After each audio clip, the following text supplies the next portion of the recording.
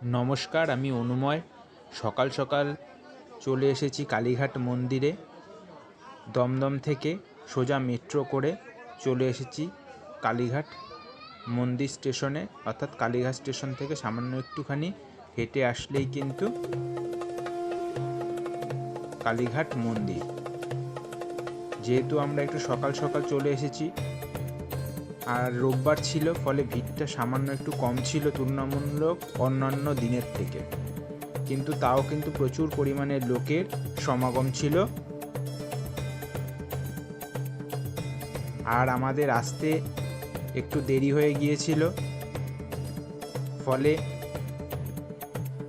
তাড়াতাড়ি করে মন্দিরে পুজো দেওয়ার জন্য কিন্তু আমরা ডালা সাজিয়ে নিয়েছিলাম।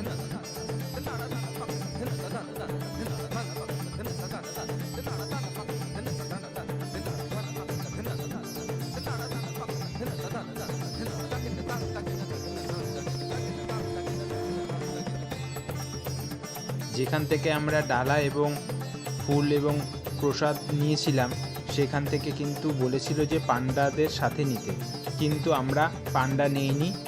পান্ডা ছাড়াই কিন্তু নিজে নিজেই পুজো দেওয়ার জন্য ধীরে ধীরে এগিয়ে চলেছি এই কালীঘাট মন্দিরের একের পর এক মন্দিরে পেরিয়ে, অর্থাৎ মাকে পুজো দেওয়ার সেই লম্বা লাইনে।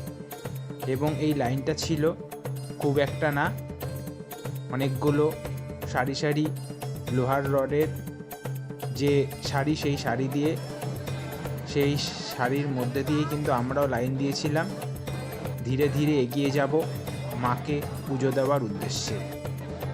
আপনারাও যখনই আসবেন একটু সকাল সকাল আসবেন, আর চেষ্টা করবেন রোববার করে যদি আসা যায় তাহলে সব থেকে ভালো, একটু ভিড়টা এড়ানো যায় তুলনামূলকভাবে। আর ঠিক এই পাশেই রয়েছে যেখানটাতে বলিস্থান, এখানটাতে একটা পাঠাও বাঁধা ছিল, সেটা আমরা দেখলাম। পুজো দেওয়ার লম্বা লাইনে কিন্তু দাঁড়িয়ে রয়েছে। ধর্ম অর্থ নারায়ণী নমস্তুতে এষ পুষ্পাঞ্জলি নমঃ শ্রীমৎ।